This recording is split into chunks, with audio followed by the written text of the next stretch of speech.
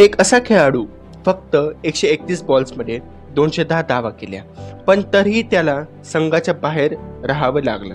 ही कहाणी आहे ईशान किशनची. 18 जुलै 1998 रोजी पटना येथे जन्मलेला ईशान लहानपणीपासूनच क्रिकेटचा वेडा होता. पण बिहारमध्ये योग्य सुविधा नसल्यामुळे त्याला आपलं स्वप्न पूर्ण करण्यासाठी रांची येथे जावं लागलं.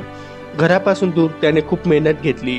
2016 मध्ये त्याने ICC under-19 cricket world cup मध्ये भारतीय संघाचं कर्णधारपद भूषवले आणि संघाला अंतिम फेरीपर्यंत नेले.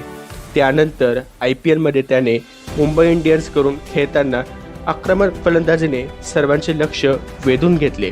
2022 मध्ये बांगलादेश विरुद्ध त्याने वन डे सामन्यात 210 धावांची द्विशतकीय खेळी खेळली आणि विश्वविक्रम प्रस्थापित केला. ईशान किशनची कथा आपल्याला शिकवते, स्वप्न मोठं असेल तरी संघर्षही मोठा असतो.